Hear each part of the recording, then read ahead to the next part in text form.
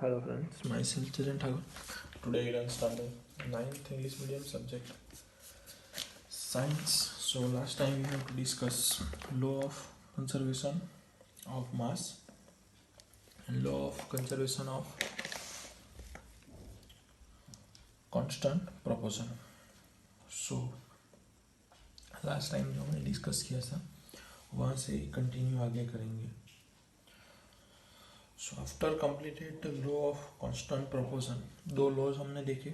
उसके बाद the next problem force by the scientist was give appropriate experiment of this law. So Britain scientist John Dalton provide basic theory about nature of matter.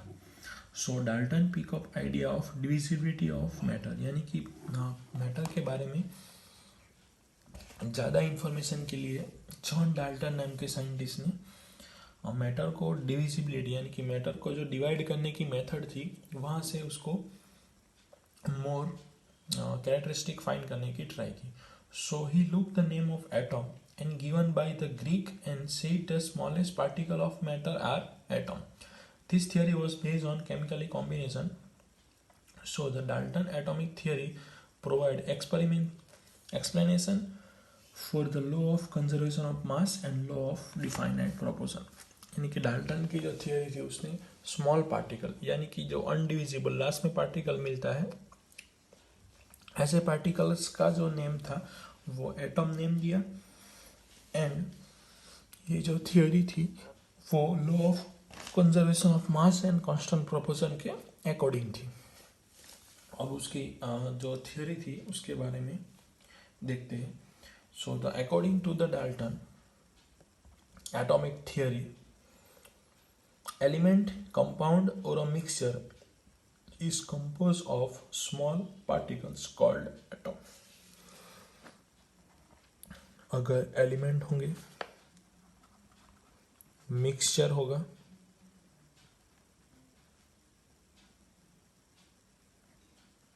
या तो फिर compound होंगे, is a made of small particle each called atom. The postulate of this theory may be stated as follow: all matter is made of very teeny particles called atom. First statement: all matter is made of teeny particles is made of atom. Second, atom are indivisible particles which cannot be created or destroyed in a chemical reaction. So first part जो है वो all matter are teeny particles made of very teeny यानी कि small particles.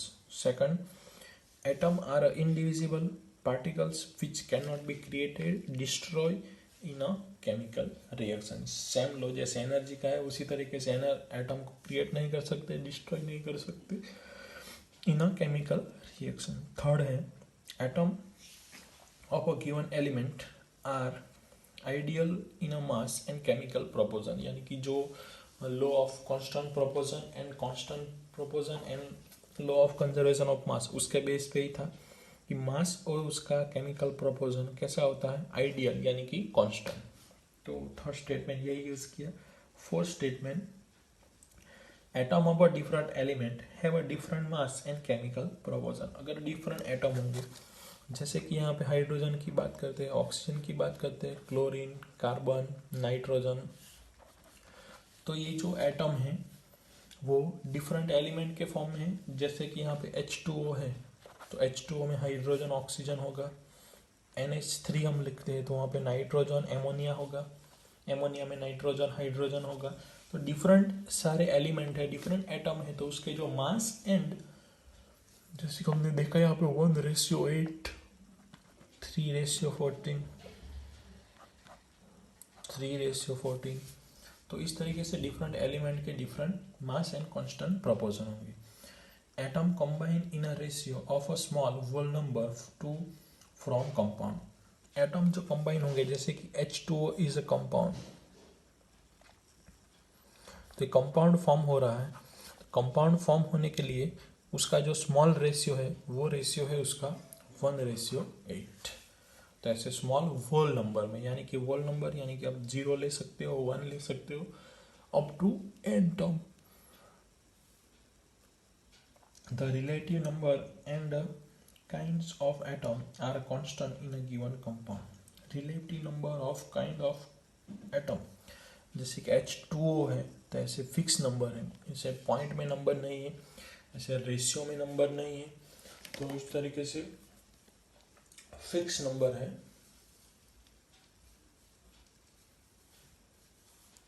तो ये आपकी Dalton theorem के 6 postulate है। So you will study a next chapter that atoms are made of still similar particles. Example दे देता हूँ, जैसे कि आपका चौक है, तो चौक जो भी पार्टिकल्स से चौक बनता है वो क्या होते हैं, तो सारे सिमिलर पार्टिकल होते हैं, यानी कि एटम जो बनता है वो ऐसे स्मॉल सिमिलर पार्टिकल से बनता है, ऐसी डेफिनेशन दी है वो, ये उसके बारे में डिटेल में हम नेक्स्ट चैप्टर में पढ़ेंगे। सो नेक्स्ट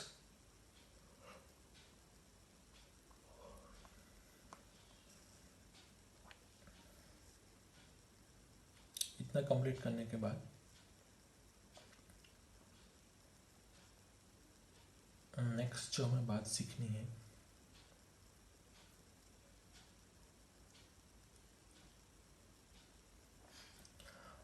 एक क्वेश्चंस दिए गए हैं उसके बारे में देख लेते हैं। In a reaction 5.3 gram of sodium carbonate react with 6 gram of ethanoic acid, so produce were 2.2 gram of carbon dioxide and 0.9 gram of water and 8.2 gram of sodium ethanoate. So that this observation are in an arrangement with the law of conservation of mass. Law of conservation of mass. So first जो दिया गया है वो sodium, अभी आपको reaction लिखने की requirement नहीं है, तो ओनली आप नेम लिख सकते हो, हमारे लिए ये इम्पोर्टेंट नहीं है अभी के लिए, ये क्वेश्चंस के लिए। यहाँ पे आपको law of conservation of mass को प्रूव करना है। दो सब्सटेंस है आपके पास, सोडियम कार्बोनेट, इथेनॉइक एसिड, तो उससे बनता है sodium ethanoate plus carbon dioxide plus water. तो सभी की को वैल्यू दी गई है, जैसे कि यहाँ पे 5.3 gram of sodium carbonate, 5.3 gram of sodium carbonate, 6 gram of ethanoic acid, उसके बाद प्रोड्यूस 2.2 ग्राम वाटर का प्रोपोर्शन है 0.9 ग्राम, 0.9 gram of water and 8.2 gram of, तो आप सभी का ऐड करोगे, यानी कि ये जो इक्वेशन है उसके आगे जो साइड बोलती है, ऐसी साइड को हम रिएक्टेंट साइड बोलते हैं। तो रिएक्टेंट साइड का मास का एडिशन 5.3 प्लस 6, 6 प्लस 4 10 प्लस 1 11.3, और ये जो साइड होती है एरो के अनदर साइड उसको बोलते हैं हम product. So reactant side and product side दोनों साइड हम देखेंगे तो मास है वो दोनों सेम होगा, जैसे कि 8.2 प्लस 2, 8.2 प्लस 2, सो 8 प्लस 2 10, 10.4 हुआ, 10.4 प्लस 0.9, 10.4 प्लस 0.9, 9 प्लस 1 10, 10 प्लस 1 13, 1 हुआ, 11.13 हुआ, और ये भी 11.30 हो रहा है, यानी कि क्या हुआ, रिएक्टेंट साइड का मास और प्रोडक्ट साइड का मास कैसा हुआ, इक्वल हुआ। तो ऐसे लॉ ऑफ कॉन्स्टेंट प्रोपोर्शन यहाँ पे फुलफिल हो रहा है, ऐसा आप लिख सकते हो। तो ऐसे आपको क्वेश्चंस दिए गए हैं, पॉस्टुलेट के बारे में लिखना है आपको, उसके बाद जो दिया hydrogen and oxygen combine in ratio 1:8 by the mass to form what mass of oxygen gas required to react completely with 3 grams of hydrogen gas. ऐसा सब आपको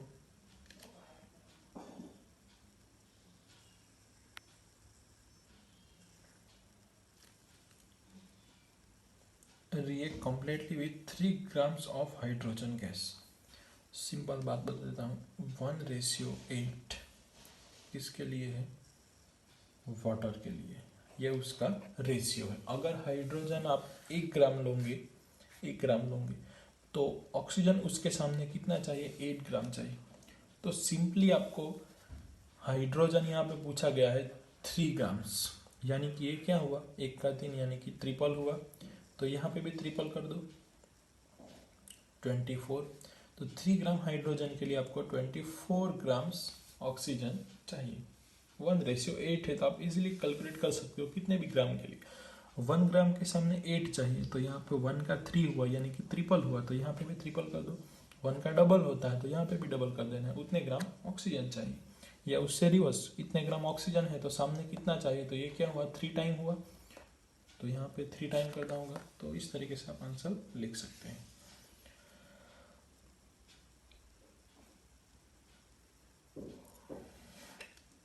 अब जो बात करनी है वो एटम के बारे में बात करनी है।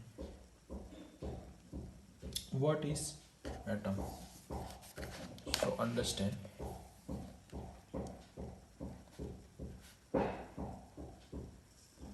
एटम क्या होता है? तो एटम वर्ड कहाँ से आया? तो जो मैटर होगा उसको हम डिविजिबल करेंगे, और डाल्टन ने कहा है कि ऐसा अनडिविजिबल पार्ट मिलेगा उसको एटम नेम देंगे। So you were observe a mention building walls. From this wall, a room, then a collection of room to form a building. What is building block of huge building? What about building block of ant hill is a small grain of sand? Similarly, the building blocks of all matters are atom. यानी कि एक building है, तो building आप try करोगे सारे room से बनेगी। रूम आप ट्राई करोगे, room is a made of block. So block कैसे बनेंगे? सैंड से बनेंगे। तो उसका जो स्मॉलेस्ट पार्टिकल है वो क्या है? हमारा एटम, यानी कि जो सैंड है वो हमारे लिए कहलाएगी एटम। सारी सैंड कलेक्ट करेंगे तो ब्लॉक बनेंगे, ब्लॉक को कलेक्ट करेंगे तो रूम बनेंगे, रूम को कलेक्ट करेंगे तो बिल्डिंग बनेगी। यानी कि जो स्मॉलेस्ट बिल्डिंग को हम कट करके जाएंगे तो लास्ट में क्या मिलेगा आपको? सैंड, क्योंकि जो अनडिविजिबल पार्ट है वो सैंड है, तो उसको ही हम बोलेंगे एटम। तो जैसे कि atom are a very small, they are a smaller than anything we can image or compare with more than millions of atom were stack would make a layer barely a sick in a seed paper. यानी कि अब आप text book में figure देखो 3.2, image of a surface of silicon, यानी कि silicon में जो एटम रहेंगे उसकी सरफेस की इमेज आपको यहाँ पे दिखाई गई है। तो आप इमेज देखोगे तो क्लियरली देखोगे जो सारे एटम है वो आपको किस तरीके से दिखाई देंगे। तो एटम है is a very micro, atomic radius is a measure in a nanometres. So nanometer means 1 meter is equal to 10 raised to 9 nanometer. 1 meter is equal to 10 raised to 9 nanometer. So 1 nanometer की value चाहिए आपको, तो 10 raised to 9 उधर चला जाएगा, यानी कि 1 divide by 10 raised to 9 metre is equal to 1 nanometre. तो 10 रेस टू ऐसा भी लिख सकते हैं आप, 10 raise to -9 metre is equal to 1 nanometre. तो ये 1 नैनोमीटर की वैल्यू हो गई मीटर में। अगर उसका उल्टा 1 metre is equal to 10 raise to 9 nanometre, तो इस तरीके से फाइंड कर सकते हैं। 1 metre is equal to 10 raise to 9 nanometre, 9 इधर चला गया, ऊपर आएंगे तो माइनस लिखेंगे, 10 raise to -9 metre is equal to 1 nanometre. तो ये जो उसकी रेडियस है एटम की is a very small, so we can not show in our naked eyes, only imagination. So आपकी जो इंस्ट्रूमेंट है सारे, उससे आपको एक इमेज दी गई है, वो इमेज आपको यहाँ पे बताई गई है। तो वो इमेज से आप देख सकते हो एटम की साइज, एटम के शेप के बारे में। तो टेक्स्ट बुक में आपको एक टेबल दिया है, वहाँ पे साइज के बारे में डिस्कस किया है। 10⁻10 यानी कि हाइड्रोजन के जो एटम है उसकी रेडियस -10 है। Molecules of water, molecules of water यानी कि H2O, और यहाँ पे एटम ऑफ हाइड्रोजन यानी कि ओनली H, तो यहाँ पे 10⁻9। मोलिक्यूल्स ऑफ हीमोग्लोबिन जो ब्लड में होता है वो 10⁻8 है उसकी। ग्रेन्स ऑफ स्टेन के स्मॉल पार्टिकल्स 10⁻4 एंड 10⁻2। वाटरमेलन जो होता है उसकी 10⁻1 है। We might think atom are so insignificant in a size, is a very small in a size. Should we care about them? It is because our entire body is made of atom, so we can be able to see them. यानी कि atom है जो काफ़ी सारे